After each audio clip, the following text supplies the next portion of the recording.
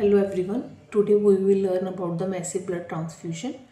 Massive blood transfusion हम कब कहते हैं, कितना ब्लड ट्रांसफ्यूज हो कि उसको मैसिव ब्लड ट्रांसफ्यूजन कहा जाए। अगर 1 मिनट में 150 ml से ज़्यादा ब्लड ट्रांसफ्यूज हो, या 5 मिनट्स में 1 PRB से ट्रांसफ्यूज हो जाए, या फिर 3 आवर्स में more than 4 units blood transfuse हो जाए, या फिर 24 आवर्स में more than 10 unit blood transfuse हो जाए। ये होता है यूनिट्स के अकॉर्डिंग। अदरवाइज हम बोलते हैं अगर 3 आवर्स में more than 50% of blood volume transfuse हो जाए, या फिर 24 आवर्स में full body volume of blood transfuse हो जाए, दैट इज़ मैसिव ट्रांसफ्यूजन। ये कब कब हमें करना पड़ सकता है massive blood transfusion, what are the indications.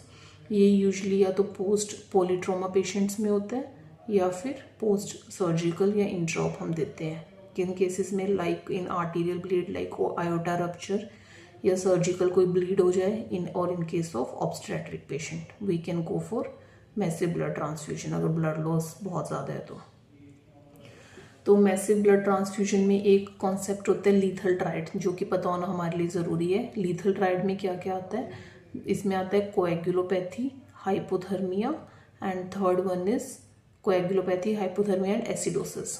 ये एक विशियस साइकिल है, कुछ भी स्टार्ट होगा तो वो दूसरे को भी बढ़ाएगा। दैट इज़, मान लो अगर किसी को ब्लड लॉस हो गया है, मैसिव ब्लड लॉस हो गया है, तो क्या होगा कि हाइपोक्सिया होगा, blood circulating volume of blood less कम हो जाएगी, तो जिसकी वजह से टिश्यू हाइपोक्सिया होगा। एनारोबिक रेस्पिरेशन स्टार्ट होगा, दैट विल कोज एसिडोसिस है, एंड ब्लड लॉस की वजह से हाइपोथर्मिया भी होगा, दोनों के वजह से कोएगुलोपैथी हो जाएगी। तो ये विशियस साइकिल है, कोई भी एक चीज़ स्टार्ट होगी तो दूसरी दोनों अपने आप हो जाएंगी। तो ये लीथल ट्रायड ऑफ ट्रॉमा होता है, जिसमें कोएगुलोपैथी, एसिडोसिस एंड हाइपोथर्मिया तीनों आते हैं। तो हमारा गोल क्या होता है ये ट्रांसफ्यूजन का, अगर किसी पेशेंट को ट्रॉमा हो या कुछ हो, तो हमारा गोल होता है कि हम ब्लीडिंग को जल्दी से जल्दी प्रिवेंट करें एंड पेशेंट की रिससिटेशन करें with the help of blood या ब्लड प्रोडक्ट्स, वो जो भी हमें चाहिए उसके अकॉर्डिंग। तो मान लो किसी को ट्रॉमा हो गया है, तो how we will initiate the massive blood transfusion. कोई पेशेंट आ गया हमारे पास कोई ट्रॉमा या कोई मैसिव ब्लीड के साथ, तो हम क्या करते हैं, सबसे पहले जो भी कंसल्टेंट है या इंटेंसिवनिस्ट है वो इवेलुएट करेगा पेशेंट, एंड ब्लड बैंक में इनिशिएट करेगा एमटीपी होते हैं मैसिव ब्लड ट्रांसफ्यूजन प्रोटोकॉल को। तो उसके अंडर वो क्या करेंगे, जब एमटीपी इनिशिएट हो जाएगा तो ब्लड बैंक वाले एट मिनिमम 4 प्रोडक्ट्स रेडी करेंगे, 4 products of blood PRBC, 4 FFP and 4 platelet concentrate, और या फिर सिंगल SDP भी वो इकट्ठा करके, मतलब हमें ये मिनिमम होना चाहिए एमटीपी में। और अगर फाइब्रिनोजन लेस देन 1 ग्राम पर डेसीलीटर है तो फाइब्रिनोजन भी साथ में देंगे।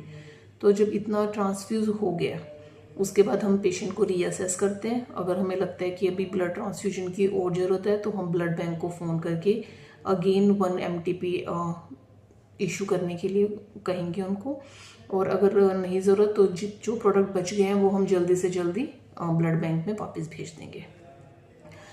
तो ब्लड ये जो है हमारा मैसिव ब्लड ट्रांसफ्यूजन, इसको करने, चलो ब्लड आ गए हमारे पास, अब ट्रांसफ्यूजन के लिए हमें क्या क्या चाहिए, प्री रिक्विजिट क्या है for that massive blood transfusion.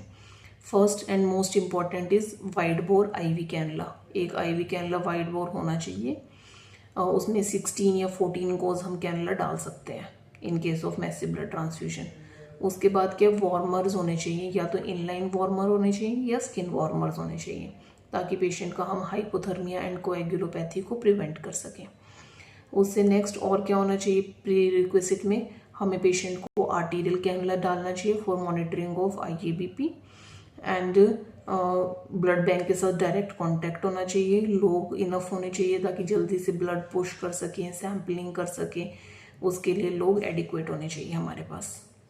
उसके अलावा क्या, इन पेशेंट्स में हमने टेम्परेचर मॉनिटरिंग भी करनी है साथ में, और हमें रिपीटेडली ABG की अवेलेबिलिटी होनी चाहिए ताकि हम पेशेंट की ABG भिजवा सकें। ABG में हीमोग्राम, इलेक्ट्रोलाइट्स हमें पता चलने चाहिए।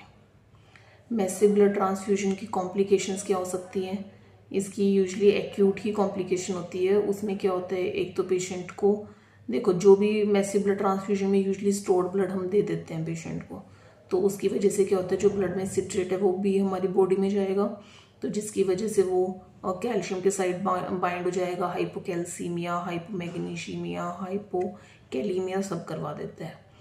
एंड अगर ओल्ड ब्लड है, मोर देन 7 डेज का ब्लड है, तो वो उसमें पोटेशियम कंसनट्रेशन बढ़ जाती है, तो वो हाइपरकैलीमिया भी करा सकता है। इसलिए बोलते हैं कि मैसिव ब्लड ट्रांसफ्यूजन में less than 7 day old blood हमें देना होता है।